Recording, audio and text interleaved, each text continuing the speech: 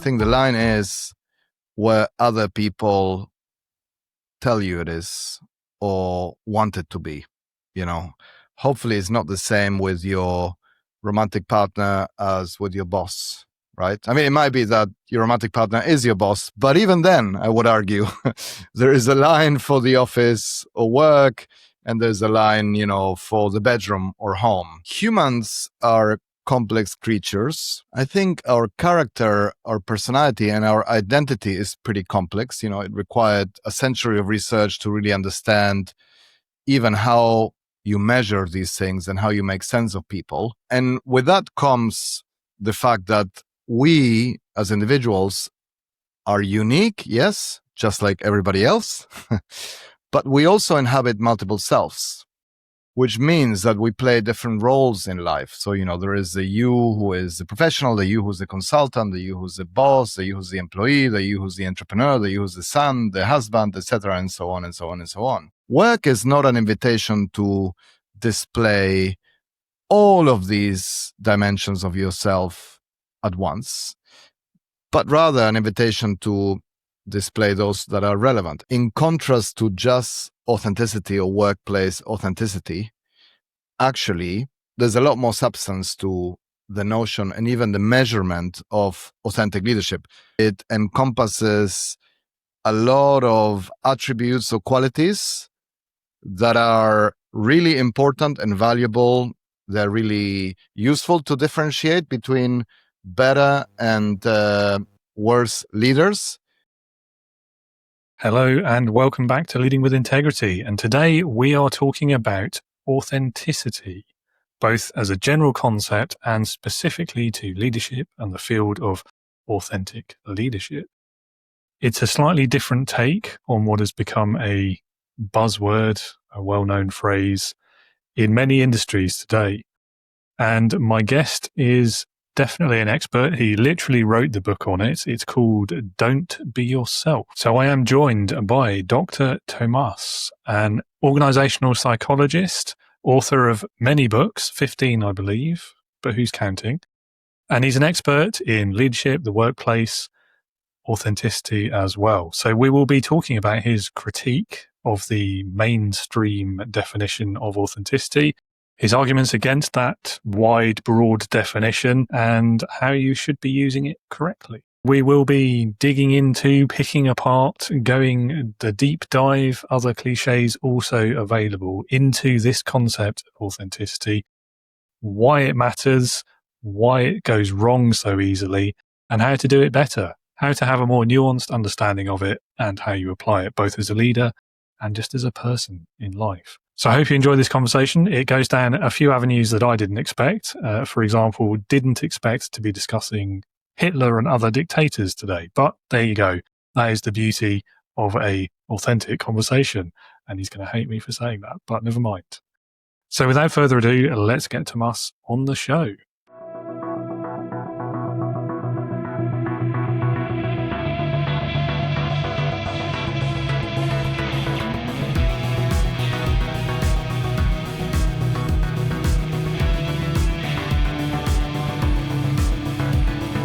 Welcome to the Leading with Integrity podcast. Leadership talk for the modern manager. With your host, David Hatch. Tomas, Dr. Tomas, I should say. Welcome to Leading with Integrity. It's lovely to have you on the show. Looking forward to this conversation. Likewise, and thank you for having me. Yeah, it's potentially controversial, this topic, so we'll see how we get on with it. But before we get into that, I mean, please do introduce yourself to listeners. Tell us a bit about your career history, what you do today, why you do it, how you got there, really. Yeah, so I'm an organizational psychologist by training. What that means is that I'm kind of a business shrink, if you like. Organizations are my patients or clients. That's based on the simple assumption that all organizations have problems. Most, if not all of these problems concern people, and understanding, the behavioral science, especially applying rigorous behavioral science to helping organizations solve or at least mitigate the people problems is what I do. I started my career as a professor. I'm still a professor, albeit very part-time, at UCL in London and Columbia in New York. And then I spent the last 20 years or so really either in consulting or corporate roles, helping mostly HR directors or CHROs or chief people officers, as they're called today, really leverage scientific methods, tools, and theories to improve their understanding and management of people. And the last book, which is a critique of the mainstream authenticity kind of a zeitgeist or cult, if you like, is an attempt to make people understand that work is not an invitation to just unleash your unedited or unfiltered self on others. You're not paid in your job or work to kind of be yourself, whatever that means, but that at some point, the right to be you ends and your obligation to others begins. So what I try to do in this book, which is my 15th book, is to bring some or inject some common sense into the popular kind of narrative or rhetoric around authenticity. Okay. And explaining it in that context, it makes quite a lot of sense, I think, and we'll dig into that a bit more. So yeah, 15 books. Wow.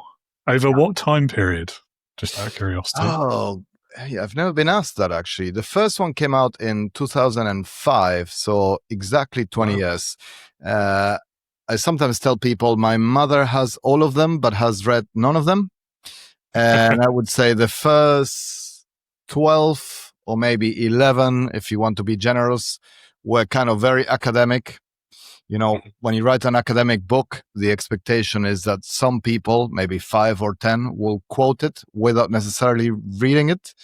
And the last 3 or 4 have been more what you call trade books, where you hope to kind of appeal to the general public. Some have managed to do that, others not. But, in essence, I try to kind of bridge the science practice gap around ideas that become big in the mainstream, especially around kind of management discussions or leadership discussions. I focus a lot on, how to make leaders better. Great. Okay. Well, you're in the right place then. There you go. It will be problematic if you now concluded that actually you wanted somebody else and you have the wrong guess because, well, I suppose out of British politeness, you would pretend that I was the one and we carry on for an hour. And then at the end, you say, well, this might not come out. Yeah. I like to think I'd be more respectful of your time than that. But yeah, rest assured that's not the case. Yeah, it's an interesting, I mean, you were saying about how authenticity has a line. I think British politeness does as well, to be fair. But and the other thing, I loved your analogy as well about the psychiatrist for companies. I love that. Now I've got this idea of like big companies sitting on the sofa and stuff, but that's just my tiny little mind. That would be nice. I mean, it could be something that ChatGPT can generate an image of. Maybe so. Yeah. It'd have to be a big couch, though, wouldn't it? Yeah, exactly. Okay, well, let's dig into this authenticity question then, because I think you're right. It's become a bit of a buzzword, hasn't it, in leadership, certainly in marketing, and I think it gets kind of hijacked sometimes and turned into this just like be yourself all the time, share everything all the time, and it becomes this kind of constant. I mean, it becomes stressful, to be honest. And you're right. I think there is a line. So I guess the question is like, where is that line really? And what's wrong with wanting to be authentic in your view? So let me start with where is that line, which is a really good question. I think the line is where other people tell you it is or want it to be. Hopefully it's not the same with your romantic partner as with your boss. Right? I mean, it might be that your romantic partner is your boss, but even then, I would argue there is a line for the office or work, and there's a line, for the bedroom or home. Humans are complex creatures. I think our character, our personality, and our identity is pretty complex. It required a century of research to really understand even how you measure these things and how you make sense of people.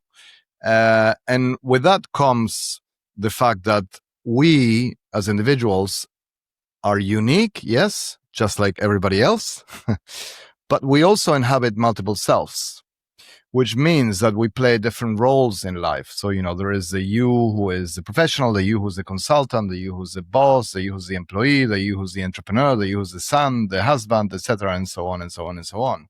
The you who is the community kind of a member, whatever. You can add your hobbies, etc. So work is not an invitation to display all of these dimensions of yourself at once, but rather an invitation to display those that are relevant. And granted, even in your work, some people will want to access certain elements of you that are more private than others. I use a very simple example, but I think most people could relate to it. It's like most people have opinions about what's going on in the world today, whether it's, Israel and Gaza, Ukraine and Russia, climate change, Trump, Keir Starmer, etc. Not all of your colleagues are interested in your broadcasting your unsolicited views in a work setting. If you are a leader, the temptation to do so is huge because you think you're a reference for others. But that's a recipe to alienate people and to divide people. So I think in all circumstances, you need to be invited, or yourself needs to be invited to the party. In fact, in the book, I talk about the office Christmas party in the UK as a really interesting exception to the rule that, you should behave in a way that shows consideration. Now, of course, is being somewhat or largely sanitized by HR, which I think some people might lament, but others will welcome. But for a while, it was the only day out of 365 days in the year where you were allowed to just be you. And in fact, not just celebrated or at least tolerated for bringing your unfiltered self to the workplace, but even frowned upon if you didn't, if you behaved in a very sort of like repressed or contained environment or way, you'll be like, oh my God, so boring. This person can't even relax in the office. And then to your other question is like, although yes, authenticity is kind of worshipped and celebrated in every kind of area of life, scientifically speaking, the concept is meaningless. There is no such thing as the real you. I mean, lots of people have tried to kind of find a sensible or empirically valid way to make sense of it or operationalize it. Freud devoted most of his life to that. And he said, if you undergo 10 or 15 years of therapy, in the end, there's probably two possible outcomes.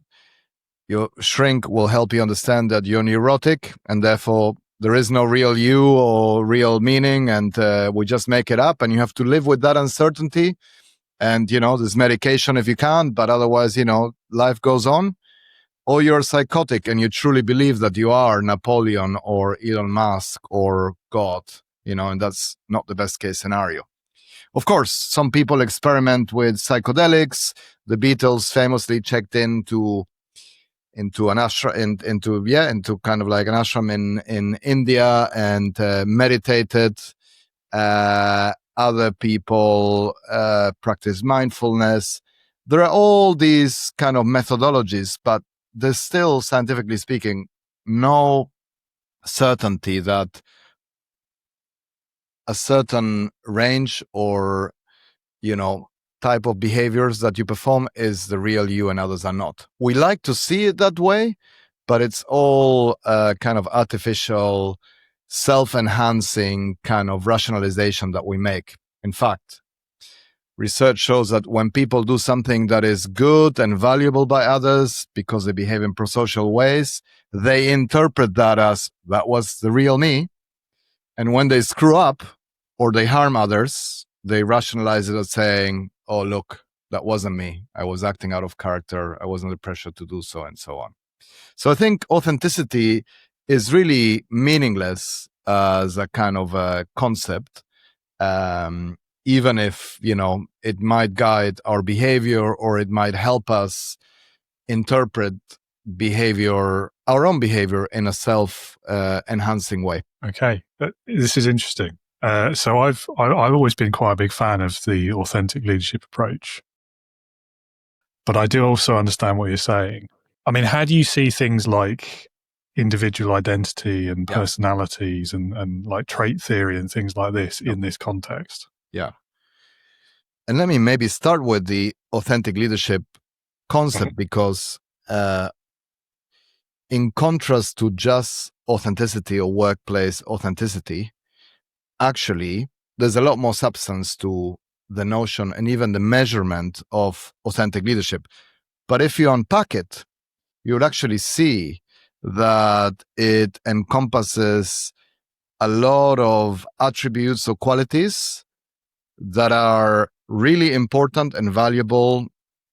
And even if you can't objectively assess them on an attributional level, they're really useful to differentiate between better and worse leaders.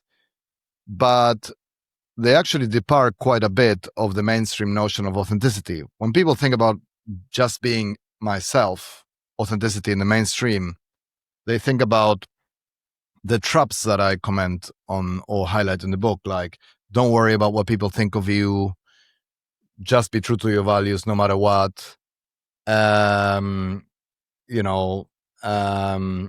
your whole self to work, and always be honest with others and yourself.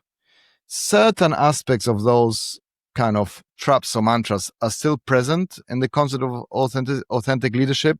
So, for example, consistency between what you say and what you do is there. Self-awareness, which is a prerequisite for being honest with yourself, is there. But actually, a lot of things are not present in the mainstream notion of authenticity. So authentic leadership is a lot about integrity. Integrity, you can't have integrity unless there is an empathetic moral orientation that focuses leaders or individuals on how other people feel and think. Authentic leadership is by definition not as egocentric or self-centered as the mainstream, and I would argue narcissistic, diluted view of authenticity. And then I think there are the bits that are, it's important to understand that even good things can be bad if taken to the extreme, or that it's important to understand the nuances that underpin even concepts like authentic leadership that are generally seen as positive. I would say, by most definitions of authenticity, Adolf Hitler was an authentic leader. It sounds controversial, right? Because we think authenticity is good. But look. No, you're right. And I've said it before. He was true to his values, no matter what. Sadly, the word destructive and toxic. He showed great consistency between his words and his actions. Sadly, if only, he had not acted according to his words, we would have been better off. By the way, as most populist leaders who aren't that harmful do when they need to get elected, but then they kind of become more pragmatic. And I would say, he didn't care very much about what people thought of him. He violated most, universal or close to universal parameters of morality and pro-social behavior. So it's interesting that you can use the same parameters and either arrive to like a Nelson Mandela, if you like, who opposed apartheid and emerged as one of the most moral leaders, and there aren't that many, of recent times. I mean, that unite, let's say the left and the right and so on, even though he was labeled or deemed a terrorist by the genocidal apartheid regime of his time. Or you can get to an Adolf Hitler. So my point is like, even things like following your values are good if your values are good and are pro-social and take into the consideration the wellness of others. But if they're not, I'd rather you are not yourself.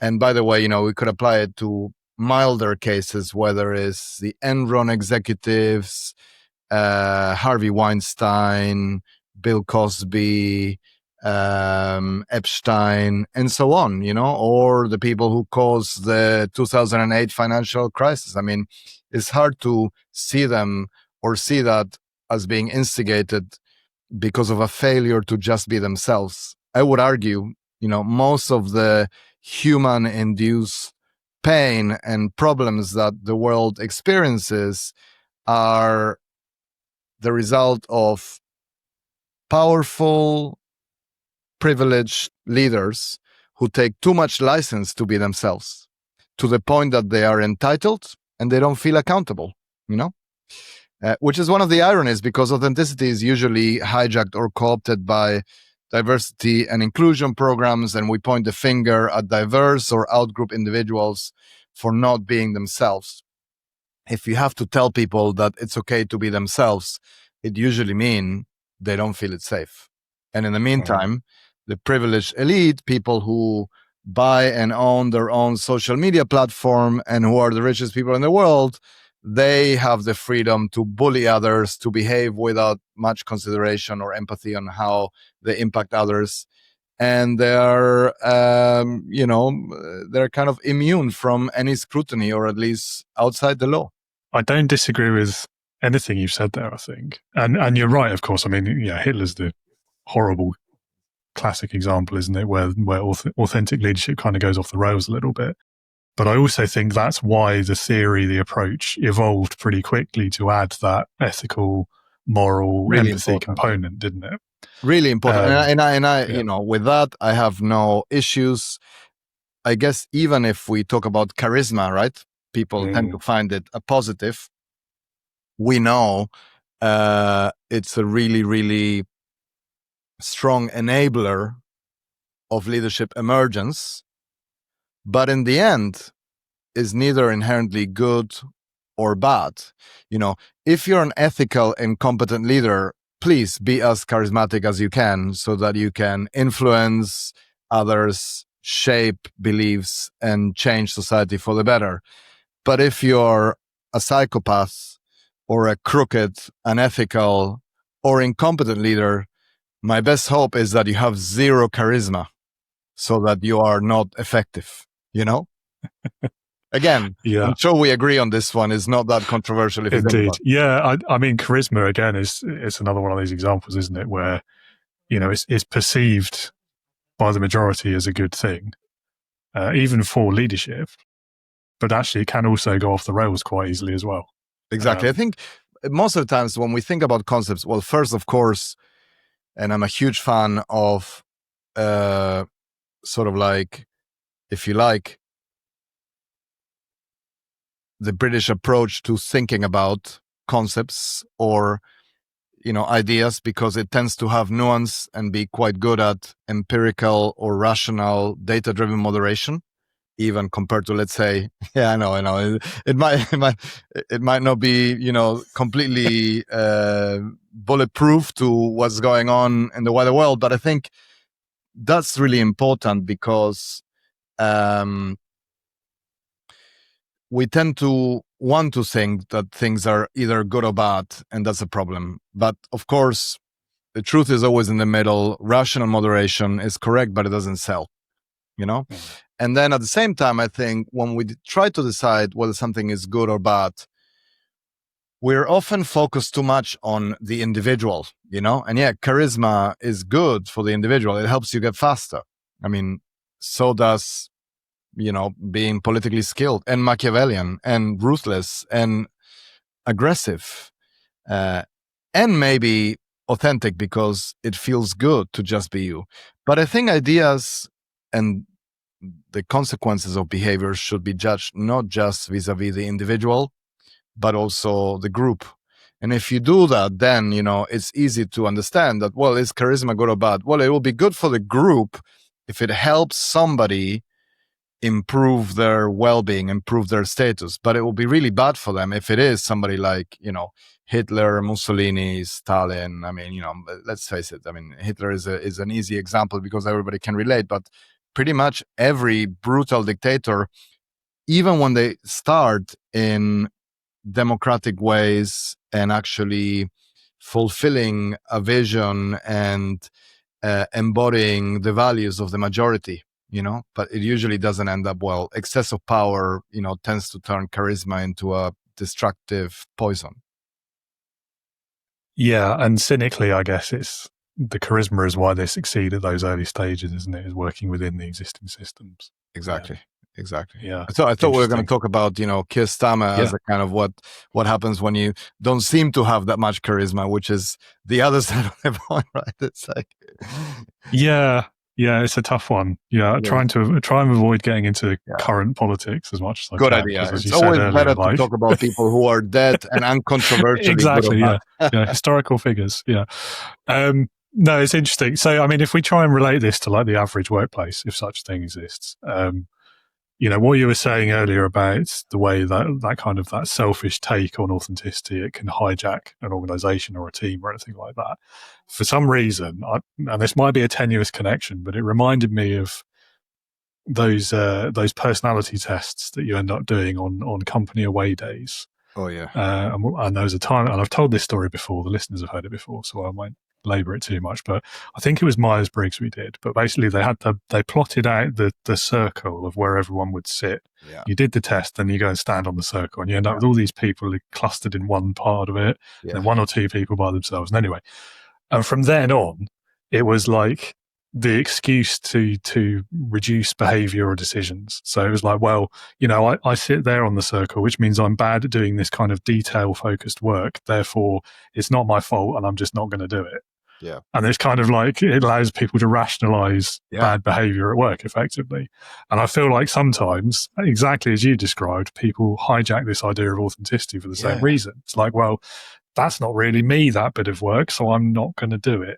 Yeah. And it's, and I can see that getting out of hand. Yeah, I love the analogy. Yeah, and I think it can work both ways, right? So on the one hand, I mean, when you make an internal attribution, I mean, of your behavior because it aligns with what a test, an assessment, or your character or identity think it is, you can use that to justify things, right?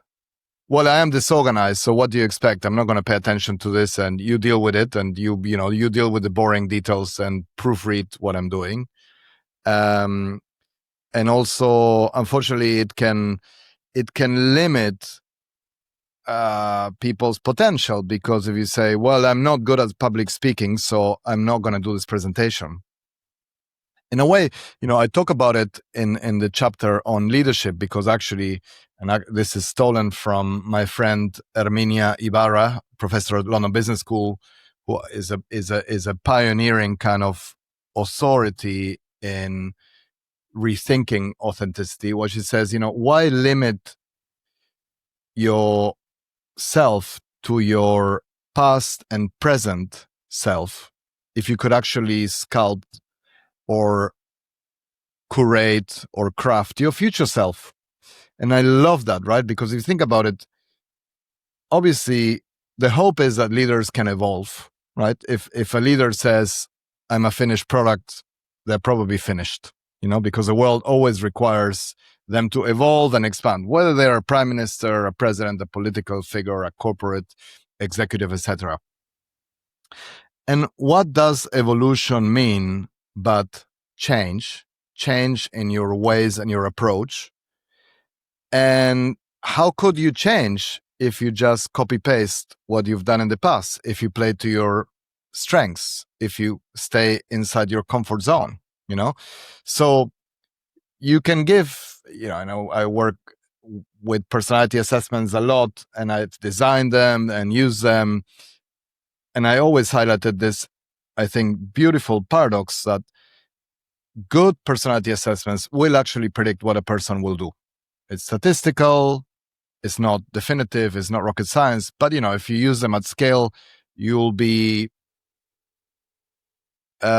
you'll find better ways of being wrong, and you'll be wrong less frequently, And by the way, the Myers-Briggs doesn't predict anything, so it's good for ice breaking and kind of offsides, but there are better alternatives. But at the same time, good coaching or leadership development should invalidate the assessment. Because if I give you a good assessment and it tells me, you're an introvert, it doesn't mean I can't put you in a sales role and you will learn to schmooze, impress, connect with others, because we all have the ability to go against our nature, right? So I think even on that sense is like, I would say, don't be yourself. Try to be somebody better, or at least somebody different, and try to be, you might never achieve that because everything you do is part of you, but try to be a more expanded, diverse, and less predictable version of you. That's the spirit, I think, of coaching, development, and even like self-change. Yeah, no, I agree. I think the whole concept of a lifelong learner, that whole thing, that really appeals to me, especially for leaders. And you're right, I'm immediately suspicious of any leader who says, well, I know everything I need to know about leadership. That's how I am. Yeah, but you don't. And also, this is me. The world should evolve around it. I mean, I sometimes tell this story. I was born and raised in Argentina. Now I spend almost exactly half of my time outside. Half of the time I spent outside, I spent in London. I became British. It's still, my second home. I would say, if not spiritual, adoptive home. And I had to make huge adjustments to adapt, which doesn't mean that I'm a fraud, I'm imposter, or I lost, the essence of who I am. But progressively, and even though, especially I would say London is a very tolerant place and embraces people, or at least used to embrace people who come from outside, it was almost that you had an advantage or were assigned higher status if you were not from there. People were apologetic. I'm just from here. Oh, you're from outside. How interesting. Especially if it's a warm place where the sun shines, right? Immediately it's like, okay, that's a higher status place. But then as you try to kind of assimilate and embrace the culture, I had to become less excitable, less irritable, less explosive, more phlegmatic, if you like, to the point that, this is a true story. At my university, I had a colleague who had left and came back, a professor, and she hadn't seen me in 10 years. And she told me, what happened to you? You're so boring now. As in, I matured, right? Or maybe I became more controlled, more empathetic. I saw it as a compliment, right? But I think, this happens to people, whether they change where they live or whether they change where they work. If we assume that rigidity and imposing ourselves on others is a sign of strength or a virtue, we're just completely wrong. It's like we're lacking a modicum of social awareness, of self-awareness, to understand how life and work actually work. No, I agree. And I mean, we talked about, or I mentioned identity and personality earlier, specifically because of this, because to me, those things can evolve and change over time, and they should. Like if you're maturing, you're learning, you're growing. So having this kind of fixed idea of who you are, and then as you say, like putting that together with the wrong idea of authenticity, and then trying to enforce all of that on others, I think that's I'm totally with you. Like I was kind of unsure at the beginning of the conversation where we were going to end up, but it makes perfect sense to me.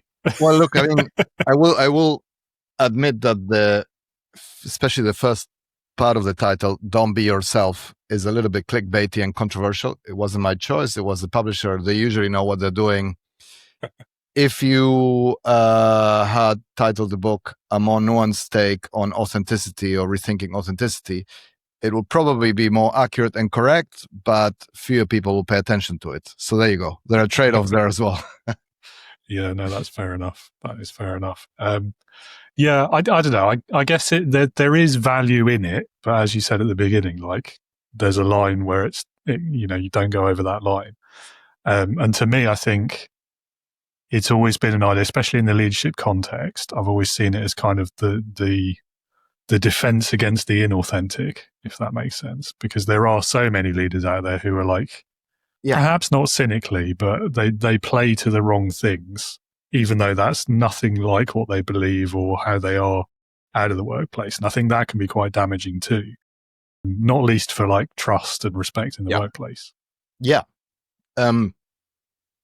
So two things on that. One is that, again, everything tends to be problematic when taken too far. In the book, of course, I highlight the downside of being excessively authentic or raw authenticity or extreme authenticity, which becomes narcissistic, entitled authenticity or antisocial authenticity. There are benefits in adjusting your behavior to others and paying attention to how people perceive you. But if you are a blatant, artificial, if you're a chameleon and you tell, even in your average workplace, to use your expression, you tell somebody one thing and then another something, you just tell people what they want to hear, and you're blatantly deceiving others and faking it all the time, you will be punished for it. You will be found out, But again, going back to the other extreme, there's a really interesting line of research now called the a-hole factor in authenticity and even authentic leaders. Like, sometimes people engage in such blatant, rude and obnoxious behavior to be seen as authentic. And actually, it might work. Politics, we have a lot of examples, right? It might work because people are so suspicious now and so distrusting of the political class, let's say. There's a reason why at some point, an excess of political skills make you a politician, and politician has a bad connotation, right? In an organization, if they say, what's David like? Yeah, he's successful and he's good, but he's a politician, meaning he's a bullshitter. I don't know what he stands for, right? So you will pay a price for that, and rightly so. And at the same time, that doesn't mean that people are truly interested in what you think or how you feel deep down.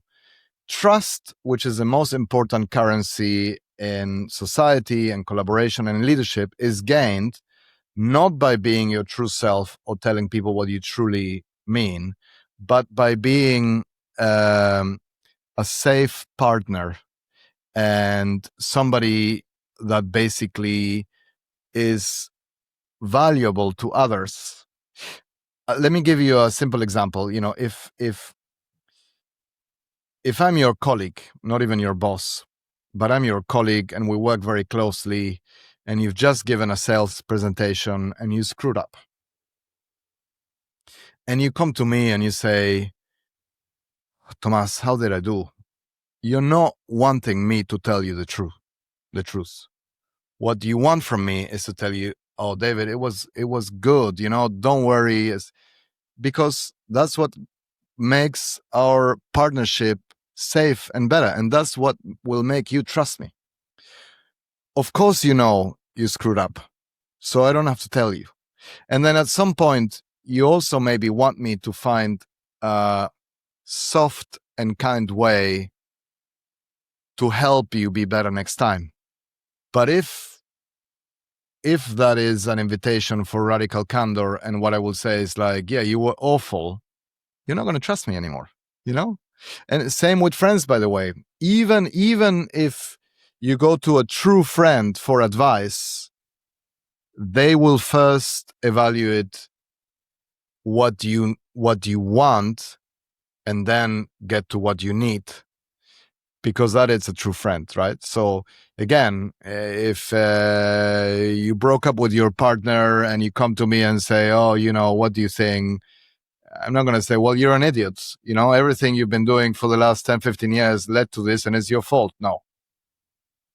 I'm going to tell you it's your partner's fault. And then, after we go for a drink and, we can laugh about it and I can help you do better, right? So, trust is gained and trust is an attribution.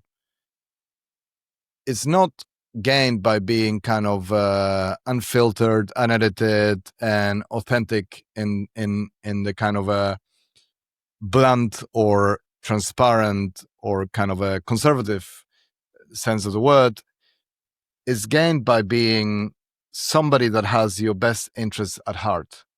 And leaders, again, if you're a leader and you have an employee and you disagree with that employee's point of view on what's happening in the world, do you really want to argue with them and antagonize them or alienate them? Or are you going to be able to at least pretend to take their point of view or their side and say, look, or at least say, let's not talk about it because it's complicated, but the world is already so tribal and polarized that we don't need to add more gasoline to the fire. Yeah, I know what you mean. I think that word unfiltered, I think, is the key for me to getting authenticity right. Yeah. Because it's not about like share everything of yourself all the time. Yeah. It's not about like every time you see someone, you tell them everything you've done and everything's happened in your life since the last time you saw them. Unless it's a friend outside of work and you've got that sort of relationship. In which case, fine. But even with in the friend, workplace, right? Even with a friend, like I mean, it depends on the friendship, doesn't it? Some people have that sort of relationship, and that's just how it works for them. 2 or 3 people, 2 or 3 people. Yeah. That's I mean, good or bad, if that's how it works in your friendship, fine. But in the workplace, though, it's I don't see authenticity as you must tell everyone everything about you and it's all about you. I see it more as what you do choose to share for whatever reason has to be true, has to be real, has to be not something you've made up or an affectation. Yeah. I think it's about finding that kind of delicate balance or navigating the tension between, on the one hand, being a good organizational citizen, displaying empathy, being considered, and understanding how your views and behaviors and your words impact others, but then also not being an empty suit, not being a phony, not being, like humor is an interesting kind of example, right? Because, and if you watch The Office, whether it's the English version or the American version, it's cringeworthy, right? To see David Brent or Michael Scott. We laugh because they're not our bosses, but that's a good example of how, people, when they have a little bit of power and they're in a position, they feel comfortable to crack jokes that might be funny for 2-3 people, but offensive to others. Now, at the same time, if you're so worried, cautious, and oppressed that you can't say anything, you're not going to be a good colleague either. People are not going to know what you stand for, etc. So I think it's about navigating that balance. The more you fit in, the closer you are to the normative group in an organization, the more freedom you have to do that. But that's also a warning sign, because there might be some blind spots and you might inadvertently, it's easy, right? I mean, think about even like lads going out for a drink after work. If there's one person in the group that isn't part of the same tribe, religion, gender, sexual orientation, culture, etc., the hope is that the others can make an effort to restrain themselves. And this happens all the time. This happens all the time.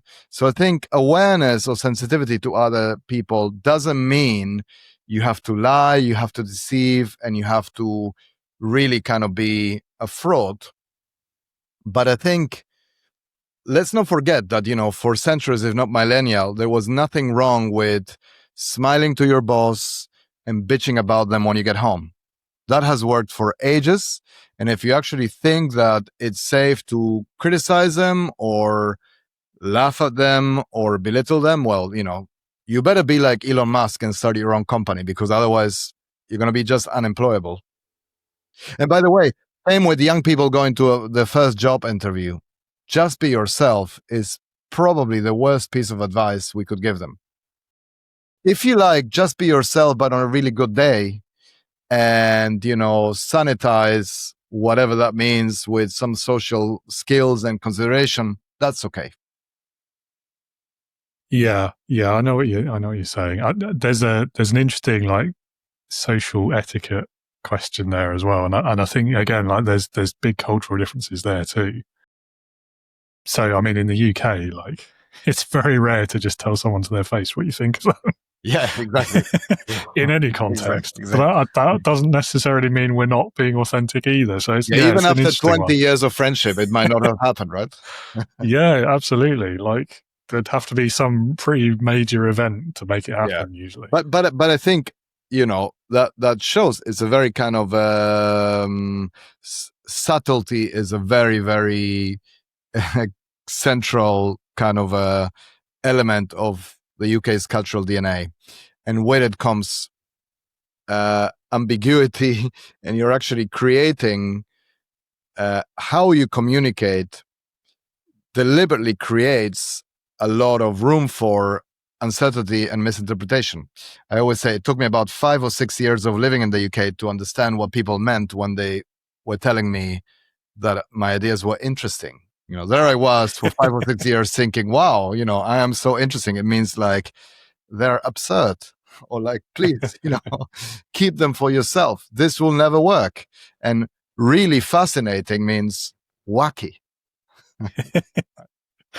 My favorite one is that, that was a brave thing to do. Yes, that was a brave. I love that one. You're outrageous. You're really crazy, Yeah. But I think people still find a way to convey the message, and it's all about, in reality, that, precisely makes the point that because we care about what others think, even when we are trying to insult somebody, we find ways that seem euphemistically polite ways of telling them. And UK is not alone. American human resources professionals, when they're developing leaders, apparently leaders only have strengths or opportunities. They don't come with weaknesses or flaws. It's like, so what is this leader like? Well, they don't have many strengths, but they have a lot of opportunities. Oh, wow. Have you got someone with maybe just 1 or 2, not 15? Too many opportunities. It's like flaws, right? Weaknesses. Yeah, I don't mind that one so much. I quite like putting it in that reframe of an opportunity to improve or to learn. But again, the meaning is there, right? The meaning is there. Yeah. I am all for subtle nuance in communicating so that we minimize the risk of upsetting or hurting others. That is what a social environment should be like. Of course, if you overdo it, it leads to confusion, extreme kind of leisurely, conflict avoidant, passive aggressive interaction creates a lot of conflict in the long term. And if you work with somebody who tells you that was great, yeah, fine, but then the minute they're not with you, they're saying, "Oh my God, that was rubbish." There's a lot of unnecessary harm or problems that are caused with that.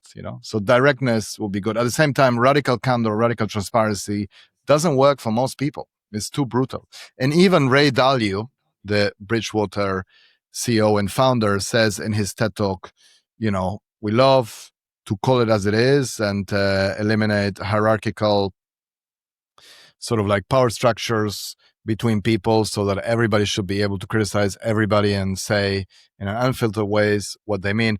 But, there are limits. If somebody has just returned from maternity or paternity leave and shows you a picture of the newborn baby and asks you, "What do you think of my baby? Isn't he cute?" You say yes. Even if you think they aren't, right? Yeah. The radical candor one is interesting to me as well, because I think, again, that was another one, like when that first came out, like authenticity, I think it was misinterpreted by a lot of people. Yeah. And a lot of people heard it probably without reading the book and then took it to mean brutal honesty. Yeah. And those are very different things. Exactly. And if you read the book, I think it's even like in the first page almost, it says, kindness is key. Like exactly. you can't just go and say whatever you feel without a filter and ruin everyone's lives and hurt all the feelings. And I think trust is key, right? If we've been working together for 10 years and we know each other and we are friends, I will trust that even when you criticize me or insult me, you're doing it for a good reason, and it's, there is camaraderie, and it's not kind of a poorly or badly intended. But you have to get there. You have to get there. And that's why I go back to the job interview. The job interview isn't an invitation for you to show people who you truly are or what do you really think deep down, or to kind of unleash your whole or unfiltered self. Is an invitation to demonstrate social skills, which, by the way, include not sucking up so much that you will seem, fake, and not being so diplomatic that people say, okay, this guy has read How to Win Friends and Influence People too many times, and who do they think they are? Because that's insulting. But it's also not an invitation to tell people when you're asked, do you enjoy working with others? Well, it depends who they are. Quite frankly, most people annoy me, and I like to work with some people, not others. And have you ever done this before? Well, not really. But if you hire me, I'll try to learn it. Oh, wow. 10 out of 10 for honesty, but probably somebody else will get the job. If you hang yourself, you're not going to get the job. Indeed. Yeah. I mean, like, talking about your political beliefs, probably no. Mentioning that you have some hobbies, most employers would see that. Okay. Stuffing dead animals, or child pornography. Okay, that might be extreme, but maybe don't. Maybe. Yeah. I'm only saying that because you're British and it's a British podcast. I would not be saying. I mean, that one will do you a lot worse than not getting the job, I think. Yeah. But exactly. But, hopefully. But I mean, even like with the bring your whole self to work, right? Should I bring my whole self to work? Like, you mean you're inviting my political beliefs? Like, what if you're a fascist? Well, hopefully not. Yeah. What if you're a communist? Oh, well, maybe. What if you're a sexist? No. So if there is a list of exclusion, what you mean is I can bring my whole self if it aligns with the mainstream. Therefore, it's like, is this a cult, or you're just inviting those who are part of the old clique and, status quo to reinforce it? It's really interesting, isn't it? It is. Yeah. I feel like the communist wouldn't be applying for the job in the first place, but sure. Well, you never know. Might be a government job. Well, yeah, okay, fair enough. Yeah, I know what you mean. I think there is a question as well, though, around, I don't know about the whole, like, bring your whole self to work. I think from a leadership perspective, I think it's naive not to expect people's outside lives not to affect their work lives. Yeah. And I think, a lot of leaders get really quite cross about that sort of thing. It's like, well, you should leave your feelings at the door, that whole sort of mindset, which is just totally unrealistic and unfair to everyone. Yeah. But I also think, like, if you try and hide, so let's say, take the sexist example, right? Like, if obviously you're not going to be like, yeah, I'm a sexist. It's all good. Yeah, I fit in here, right? You're going to try and hide that, aren't you? Because socially that's not acceptable, and nor should it be. But sooner or later, that's going to come out. Like, something you'll do, in the heat of the moment, or subconsciously, or just a pattern of behavior over time, people are going to realize. Yeah, I mean, maybe, right? I think if you actually are that clear and it's wrong, and the environment, basically the culture is actually focused on sanctioning bad behavior as opposed to policing what people truly think, I think you probably might not come out. And I think there's a lot of that has worked for a while. Maybe with sexism is a bit strong, with racism is strong. But if you think like political beliefs, it becomes a lot kind of maybe more relatable, right? I mean, and I think, by US standards, the UK even now is not that polarized, But if you are in the US, chances are, if you have a big organization and you're somewhere in not, the extremes of the coast, that there's going to be people that are at all or both sides of the spectrum. And the only way you as a manager or as a leader can get people to collaborate when you have some people who love Trump and some people who hate Trump, is to put that aside and maybe get to a level of trust and empathy where they can make fun of each other for supporting or not supporting him. But to get there, you need to kind of first build the foundation of trust. Again, I think a lot of people, the situation in the Middle East is very polarizing. And, if you're a CEO or a leader and you think you have to tell people what you truly believe about that and either guide them to think in that way or sanction them because they think differently, you should be running a cult, not an organization, and in most of these instances, probably the only rational and mature kind of communication or angle is, listen, guys, it is very complicated. If you truly want to understand this issue, here are some resources, read whatever, but it's a heated topic that leads to a lot of tension. And if you don't understand both sides, just, it's safer to keep your thoughts private or debate them outside of the organization. By the way, we're not in the business of either solving this issue or telling people how to think on this issue. But if you do that, it's almost, kind of as unsatisfying or dissatisfactory as not saying anything, or as ChatGPT, who even if you ask, how was Adolf Hitler as a leader? It will tell you, well, some people think he was a good guy and others not. And it's like, what? Well, that is true. Actually, some people did think. So, for everything, there's probably more than one side and perspective. And I think you face a difficult kind of dilemma, either to try to make people aware of the nuances and different sides, but then, everybody will be annoyed. You end up like the BBC, right? People on the right would accuse you of being woke and people on the left will accuse you of being right-wing.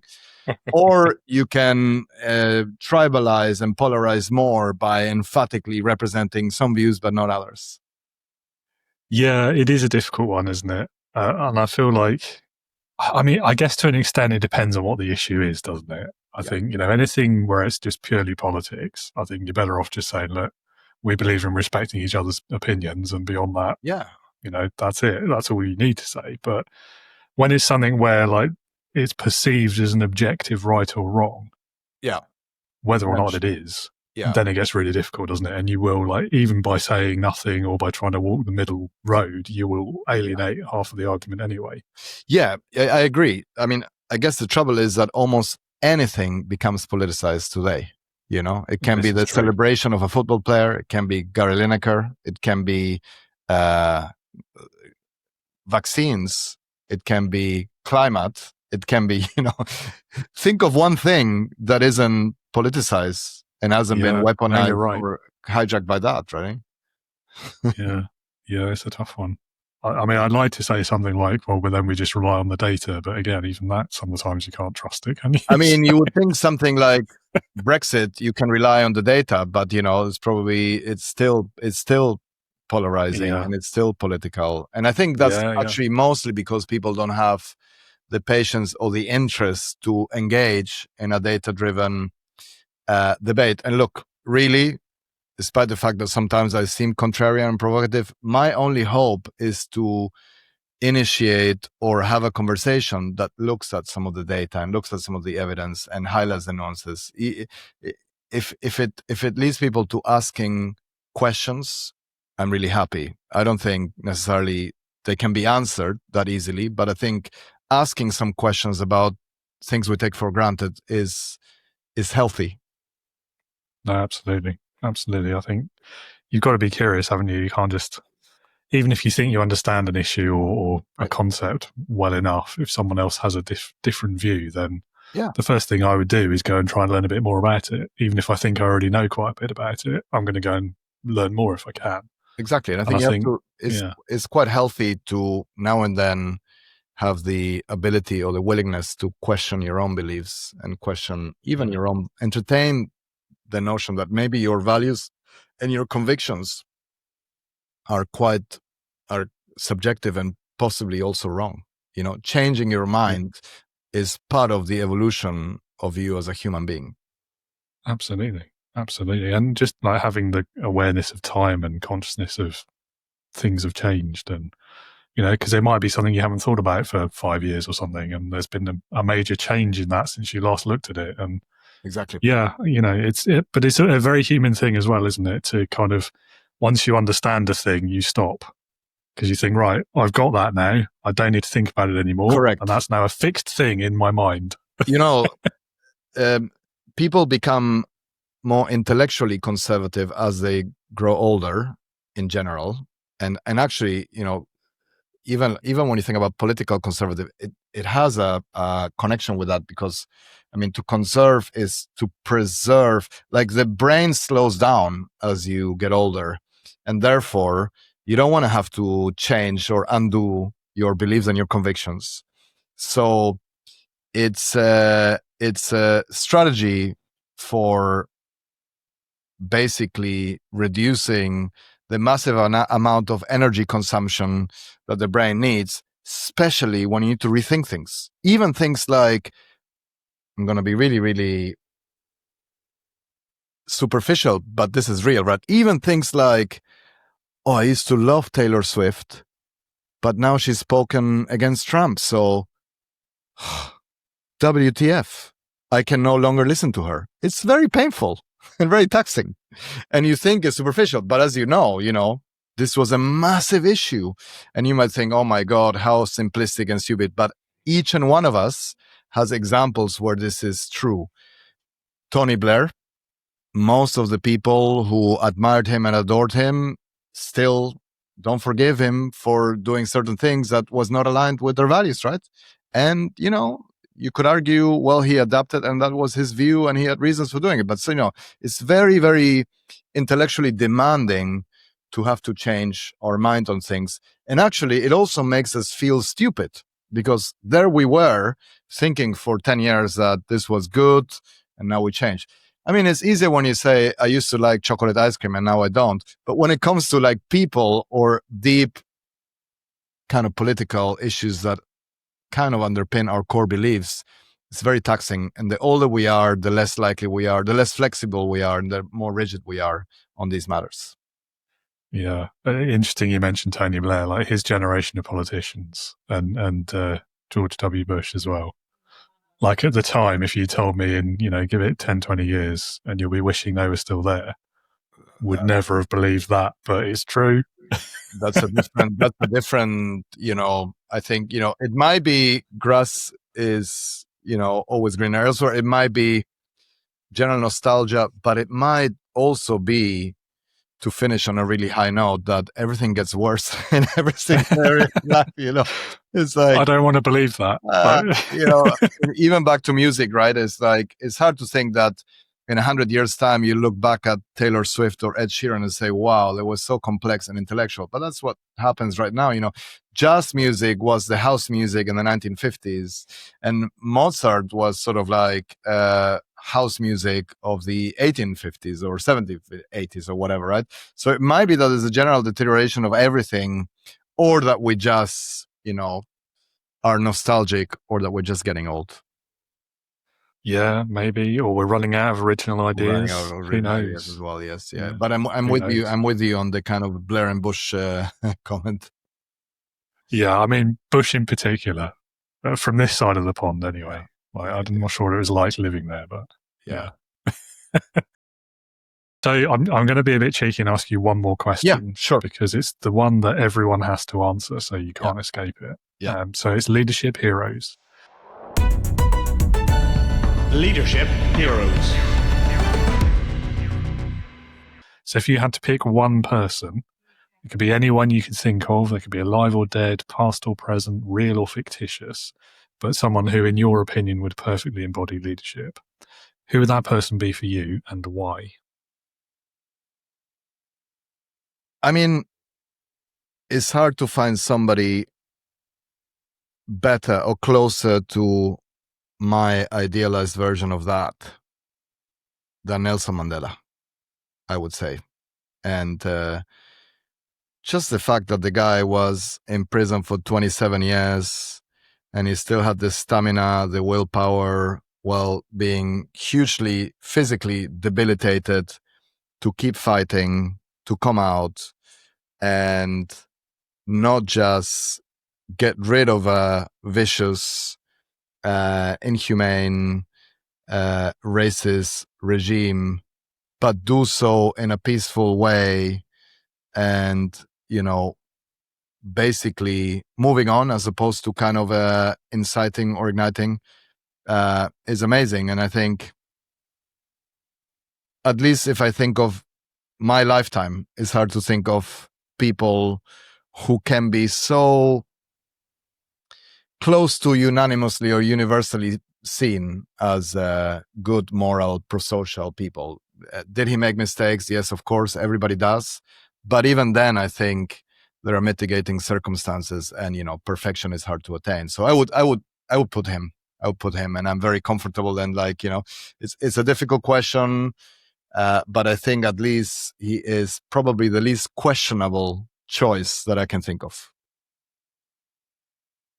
It is a good choice, and I agree with your reasoning as well. It's a slightly tongue-in-cheek question because perfect is unattainable, isn't it? Yeah. But, who comes up most often? Who's winning the chart? Is it like, do you have like a Jeremy Clarkson Top Gear kind of a ranking? I sort of do. Yeah, I haven't updated it in a while, but there is a spreadsheet. Yeah. Yeah. Nelson Mandela is coming up a lot lately, actually. The top 3, I think, last time I did it was Jesus. Okay. Which makes sense. Captain Picard from Star Trek. Oh, wow. Yeah. I can't remember the third is like a family member, like a parent or a sibling. That comes up. I see. Who's the highest rank female that comes up? Oh, that's a good question. Brene Brown has come up a few times. Okay. Interesting. And probably like mothers and sisters, that sort of thing. Okay, good. You should publish that at some point. It will be interesting to see. I did last year, which was the last time I did it. I'll update it. Yeah. But yeah, you're right though. Not a lot of women get chosen. Well, if when asked more about kind of recent politicians or political leaders, I often have Angela Merkel there. Mostly because Jacinda Ardern as well. Yeah, exactly. But I think Merkel really embodies a lot of the kind of rational, data-driven, non-tribal, non-partisan approach. And I find it quite interesting how she started being really disliked by everybody on the left because she started on the right, and then towards the end it was the other way around, which again shows you can flex, which I think is good. Of course, then she ended up with some questions about deals with Russia and how that impacted geopolitics, etc. But probably also left at the right time and is enjoying herself somewhere in Mallorca or something like that. Yeah, well, hopefully, well earned. Knowing when to leave is also important, and doesn't happen very often, especially when you have power and influence and popularity, right? Absolutely, and I think that's one of the reasons Jacinda Ardern comes up quite a lot, the Kiwi, because exactly what she did. She just said, "Look, I've got to stop, guys. There's not enough left in the tank." Yeah, that's ridiculously honest. Yeah, I can't think of the last time a politician did that. Yeah. And I think far less likely in a male than a female politician. Absolutely. Yeah. In fact, I can't think of a single male example of having done that. Yeah. Now that you mention it. Too many examples of the opposite. Can't you go? Clearly. Yeah. It's like, yeah. Indeed. Well, Tomas, it's been wonderful to meet you. I've loved this conversation. It definitely didn't go the way I was expecting it to go, in a good way. I will ask you one more thing. If anyone in the audience would like to learn more about you, perhaps get a copy of one of your many books, where can they go? What's the addresses and such? Yeah, so the last one, which is Don't Be Yourself, Why Authenticity is Overrated and What to Do Instead. Easiest way is Amazon, which is ubiquitous. And if they want to find out about my previous books, my work, and more about me, easiest way is my website, which is drtomas.com. So that's drtomas.com. Lovely. Well, that's easy to remember, isn't it? There you go. Excellent. Well, thank you again so much for being with us. Great conversation, and enjoy the rest of your day. Thank you. My pleasure. Well, thank you again, Tomas. That was a really enjoyable conversation, actually, and we tested each other's assumptions there quite nicely, I hope. Listener, viewer, if you would like to learn more about Tomas, get a copy of that book, learn more about why just be yourself is maybe not the most helpful advice and why authenticity itself needs a rethink. If you've heard enough to pique your interest in this conversation, then I do encourage you, visit those links down there in the show notes, get on Tomas's website, get a copy of that book from Amazon or wherever else you get your books from. And if you're looking for help and support to develop as a leader, whether you see yourself as the bridge crew, the new recruit, or you're eyeing up those escape pods, then I invite you to come and join my crew of people first leaders. I'm sure you'd fit in, especially if you're a bit of a fan of science fiction. Step aboard the Starship Integrity today and be part of a supportive group of other leaders like you, where you can gain clarity on your leadership style, you can stop second guessing yourself, you can lead with more confidence. All of that within a safe, no judgment space where questions are encouraged, venting frustrations is understood, if not encouraged, but we'll certainly listen with an open mind. And you can always seek advice and share your experiences with other people, other leaders who get it. The link is also in the show notes and it's on the screen now. Visit www.leadingwithintegrity.co.uk and hit that green button on the homepage. And if you want more information and you can't find the answers to your questions on that website or in this podcast, always please feel free to reach out to me on LinkedIn as well. You can drop me a DM, ask for a chat. Always happy to talk leadership with anyone, really. Again, you'll find that link in the show notes. And that's all I've got time for today. Thank you for listening or watching, and I hope you'll be back again next week. Until then, as always, be a leader, not a boss.